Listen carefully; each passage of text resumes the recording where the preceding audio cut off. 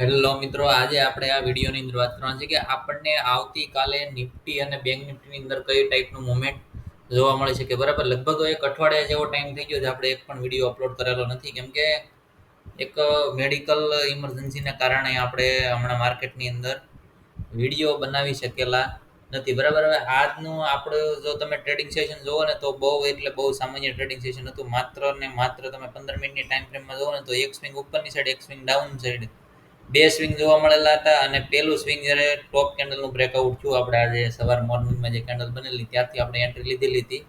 160નું premium લગભગ 280 ઉપરનો આ લગાવેલો છે. બરાબર, પણ આપણે 160 થી 200 સુધીનો ટાર્ગેટ, 190 સુધીનો ટાર્ગેટ લગભગ મેં અચીવ કરેલો છે. આમાં તમે જુઓ 161.78 થી એન્ટ્રી હતી, 191 આજુબાજુ મેં એક્ઝિટ કરેલો છે, ને 288 આજથી ક્લોઝિંગ થયેલું છે. બરાબર, એ માત્ર ને માત્ર બે ટ્રેડ લીધેલા છે. બજાજ ફાઇનાન્સમાં 86 જણનો જે પુટ છે એની અંદર મોર્નિંગમાં મને આ ટ્રેડની અંદર છે ને 1200 રૂપિયા આજુબાજુનું પ્રોફિટ સવારે દેખાયેલું હતું. લગભગ 173ની મારી એન્ટ્રી હતી અને 183-84 જેવું આમને મુવમેન્ટ, 10 પોઈન્ટની મુવમેન્ટ આપેલી હતી. 1200-1250 રૂપિયા જેવું પ્રોફિટ હતું. પણ મને એમ હતું પુટ બાજુ બજાજ ફાઇનાન્સ હજી થોડોક ચાલ છે, પણ એમાં ને એમાં આપણે 431 રૂપિયાની નુકસાની કરીને એક્ઝિટ કરી લીધું. બરાબર,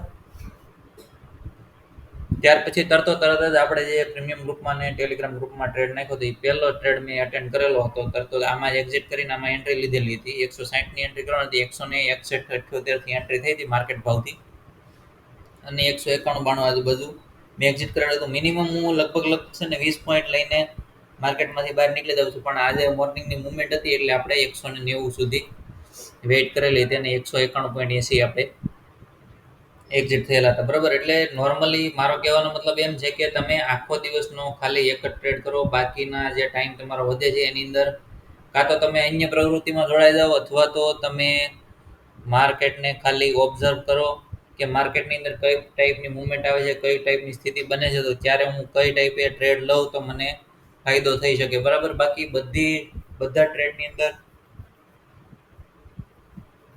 તમે એન્ટ્રી લેવા જાઓ ને તો મોર્નિંગમાં પ્રોફિટમાં અને હાન થાય તો શું થાય, લોસ થઈ જાય. બરાબર, એટલે એવી સ્થિતિનું નિર્માણ નહીં થવા દેવાનું. અને સ્ટોક માર્કેટની એબીસીડીની સિરીઝ છે ને એમાં આપણે સ્પેશિયલ એક બોનસ એપિસોડ લાવવાનો છે. સ્ટોક માર્કેટની અંદર જે સાયકોલોજી વર્ક કરે છે, એટલે કે માઇન્ડસેટ તમારું કઈ રીતે હોવું જોઈએ, તો તમે માર્કેટની અંદર સારું એવું મુવમેન્ટને કેપ્ચર કરી શકો. બરાબર, હવે વાત રહી આપણે આજના દિવસની મુવમેન્ટ. તમે જુઓ તો મોર્નિંગમાં ફર્સ્ટ કેન્ડલનું બ્રેકઆઉટ આવ્યું. પહેલી વાત તો એ કે આપણે ટેલિગ્રામ ચેનલની અંદર આ ટાઈપનું કંઈક અપડેટ નાખેલું હતું. આજે મોર્નિંગમાં આ ટાઈપનો લગભગ મેં એક ફોટો શેર કરેલો હતો કે નિફ્ટીનો 10 મિનિટનો ટાઈમ ફ્રેમનો ચાર્ટ આ રીતનો છે. બરાબર, આ જે કોન્સોલિડેશન રેન્જ છે એનું સવારે સીધું આ કેન્ડલની અંદર શું થયું, બ્રેકઆઉટ આવ્યા પછી અહીંયા રિટેસ્ટ થયું. રિટેસ્ટ થયા પછી માર્કેટે એક સારી એવી મુવમેન્ટ આપણને આપી. બરાબર, હવે ઘણા ખરા વિડીયોની અંદર હું કહું છું, આની પહેલાના વિડીયો પણ ઘણા ખરા મિત્રો જોતા છે તો એને ખબર હશે કે રિટેસ્ટ માટે હંમેશને માટે આપણે વેઇટ કરવાની છે. બરાબર, રિટેસ્ટ થાય પછી જ આપણે એન્ટ્રી લઈએ છીએ, સડનલી આપણે એન્ટ્રી લેતા નથી. અને ક્યારેક એવું બને ફેક બ્રેકઆઉટનો શિકાર આપણે કદાચ થઈ ગયા હોય તો એમાં નાનો એવો સ્ટોપ લોસ આપણે માર્કેટને પે કરવો પડે. બરાબર, હવે આજે મોર્નિંગમાં થયું શું, જે આપણે બ્રેકઆઉટ આવ્યું પછી એન્ટ્રી લીધી 160 થી 190 આજુબાજુ પ્રીમિયમ ગયું. ત્યાર પછી શું થયું, એક સ્વિંગ અહીંયા બન્યું માર્કેટની અંદર આ જગ્યા ઉપર.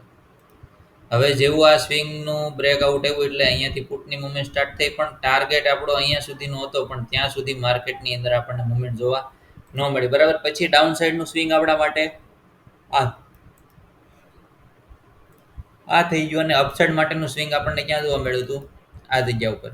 હવે આ જગ્યા ઉપર થયું શું કે કોલની અંદર એન્ટ્રી લેતા આપણું પ્રીમિયમ અંદર 172-73 થી એન્ટ્રી હતી, 179.80 સુધી માર્કેટ જઈને પછી અહીંયા ફેક બ્રેકઆઉટનો શિકાર આપણને બનાવી ગયો. બરોબર, એક ટ્રેડની અંદર જેમાં આપણે 10 પોઈન્ટની અંદર એક્ઝિટ કરી લીધું હતું, કેમ કે આપણે આઈડેન્ટિફાઈ કરી લીધું હતું કે આપણને અહીંયા ફેક બ્રેકઆઉટ જોવા મળ્યો છે. બરાબર, હવે આની અંદર આપણે એન્ટ્રી લેવાનું રીઝન શું હતું, તમે જુઓ આ કેન્ડલની અંદર આપણને અહીંયા બ્રેકઆઉટ જોવા મળ્યું હતું. બ્રેકઆઉટ પછી આ રિટેસ્ટ થયું. રિટેસ્ટ થયા પછી આપણે એના ટોપ ઉપરથી એન્ટ્રી લીધી, પણ ઓપ્શનની અંદર મુવમેન્ટ હતી નહીં. અને ત્યાર પછી શું થયું કે સારી એવી મુવમેન્ટ આ જગ્યા ઉપરથી જોવા મળી, બરાબર. પણ ત્યાં આપણે 3 વાગ્યા પછી લગભગ એન્ટ્રી માર્કેટની અંદર ક્યારેય લીધેલી નથી. એટલે માર્કેટની અંદર આપણે બીજા કામની અંદર જોડાઈ જવું જોઈએ. તો તમે ફેક બ્રેકઆઉટ અથવા તો પછી જે અનવિઝિબલ મુવમેન્ટ માર્કેટની અંદર હોય એનાથી તમે બચી શકો. હવે આવતીકાલે માર્કેટની અંદર આપણને કઈ ટાઈપની મુવમેન્ટ જોવા મળશે, આપણે એના ઉપર આપણે અત્યારે એનાલિસિસ કરશું. હવે આપણા માટે આ એક ઝોન કાંઈ કામનો અત્યારે નથી, બરાબર. હવે આપણા માટે એક મહત્વનો ઝોન કયો બની જાય છે, તો કે આ એક આપણા માટે મહત્વનો ઝોન બની જાય છે. હવે તમે જુઓ આ જગ્યા ઉપરથી માર્કેટે એક સરસ મજાનો સ્વિંગ ડાઉન સાઈડનો અહીંયા આપણને આપેલો છે કે હવે એની નીચે આપણે જો જાય તો ડાઉન સાઈડની મુવમેન્ટ આપણને જોવા મળશે. અધરવાઇઝ અહીંયા કોઈ સ્વિંગ બનાવે છે તો આ આપણો ટાર્ગેટ થઈ જશે, બરાબર. હવે સૌથી પહેલા આ સ્વિંગનું બ્રેકઆઉટ આવ્યું છે એટલે માર્કેટ બની શકે કાલે જો ગેપ અપ ઓપન થાય અને 22,920 આજુબાજુ ઓપન થાય છે આ રેન્જ પાસે, તો શું કરવાનું છે કે સીધું એન્ટ્રી માર્કેટની અંદર લઈ લેવાની નથી. સૌથી પહેલા આપણે વેઇટ કરવાનું છે એક સારું એવું સ્વિંગ આપણને જોવા મળે, બરાબર.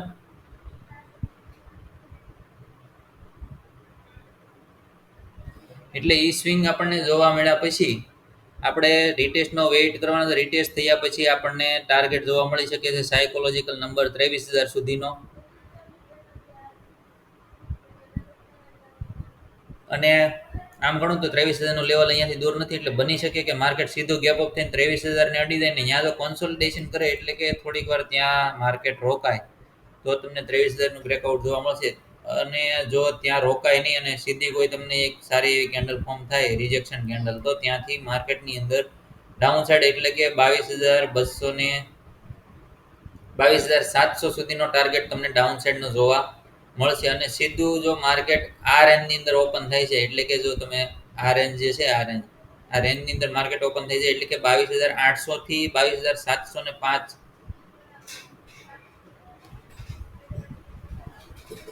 અથવા તો 22,700 સુધીની રેન્જમાં જો ઓપન થાય છે તો તમને અહીંયા થોડો ઘસારો માર્કેટની અંદર જોવા મળશે. આજે સેન્સેક્સની એક્સપાયરી હતી પણ લાસ્ટમાં તમને સેન્સેક્સની અંદર સારી એવી મુવમેન્ટ જોવા મળી છે. મેં તો જો કે માર્કેટ જોયું નથી 3 વાગ્યા પછી, એટલે બહુ ખાસ એવો ખ્યાલ નથી. સેન્સેક્સના ઓપ્શન પણ મેં જોયેલા નથી. પણ નિફ્ટીની અંદર તમે જુઓ ને તો ઓપ્શનની અંદર 170 વાળો ઓપ્શન લગભગ 206-7 સુધીનો હાઈ લગાવેલો, એટલે 30-35 પોઈન્ટની મુવમેન્ટ ત્યાંથી જોવા મળેલી છે. આમ તમે ગણો તો ઓપ્શન કેટલો ઇન્ડેક્સ કેટલો ચાલેલો 22,800 થી 22,854, એટલે કે 55 પોઈન્ટ જેવી મુવમેન્ટ એમાં જોવા મળી. તો ઓપ્શનની અંદર 40 પોઈન્ટની મુવમેન્ટ જોવા મળી હતી, બરાબર. હવે વાત કરવી આપણે કે ડાઉન સાઈડ માટે આ સ્વિંગને જરા બ્રેકઆઉટ કરે ને 22,700 ને, ત્યારે તમને સૌથી પહેલો ટાર્ગેટ આમાં જોવા મળશે 22,600 સુધીનો, બરાબર. એટલે 100 પોઈન્ટની મુવમેન્ટ અહીંથી તમે ડાઉન સાઈડની એક્સપેક્ટ કરી શકો છો. અને ત્યાર પછીનો ટાર્ગેટ તમારો આવશે 22,576, અને ત્યાર પછી જે આખી આ રેન્જ છે ને રેન્જની અંદર માર્કેટ બની શકે કે પાછું આ રેન્જની અંદર ફસાઈ જાય, બરાબર. એટલે નિફ્ટીની અંદર અપસાઇડ અને ડાઉન સાઈડનો ટાર્ગેટ તમે નોટ કરી શકો છો. અને બેંક નિફ્ટીની આપણે વાત કરીએ તો બેંક નિફ્ટીની અંદર જો આ લેવલનું બ્રેકઆઉટ આવવું જોઈએ કાલે 49,634. હવે આપણે જોઈ લઈએ કે ઉપરથી કોઈ ટ્રેન્ડ લાઈન એવી આપણને જોવા મળે છે કે નથી મળતી. આ એક સરસ મજાની ટ્રેન્ડ લાઈન આવે છે તો બની શકે કે માર્કેટ ઈ રેન્જથી પાછું રિવર્સ કરી શકે, બરાબર. હા, એવું જ છે. માર્કેટ જો આવતીકાલે સીધું આ લેવલનું બ્રેકઆઉટ આપશે તો તમને આમાં ટાર્ગેટ જોવા મળશે અહીંયા સુધીનો 49,631, એટલે અહીંથી 300 પોઈન્ટની એક કેન્ડલ તમે એક્સપેક્ટ કરી શકો. પણ પછી જો કોન્સોલિડેશન જોવા મળે તો આપણને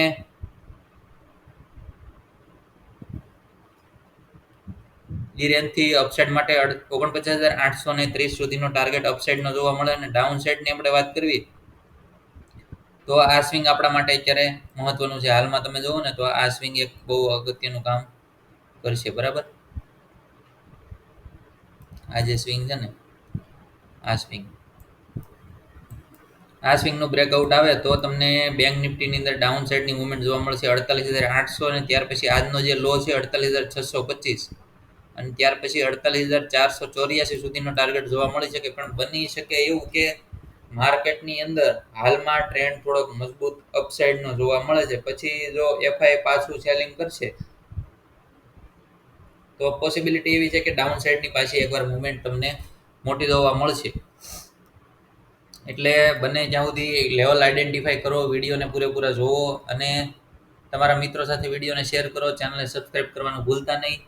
ત્યાં સુધી જય દ્વારકાધીશ. અને હા, સ્ટોક માર્કેટની એબીસીડીની સિરીઝ ખાસ કરીને જોવાનું રાખજો, જેથી તમને માર્કેટની અંદર ફ્રીમાં એક નોલેજ આપવામાં આવે છે, જેનું તમે અનુકરણ કરીને સારા એવા પૈસા માર્કેટની અંદર બનાવી શકો. બરાબર? ત્યાં સુધી જય દ્વારકાધીશ.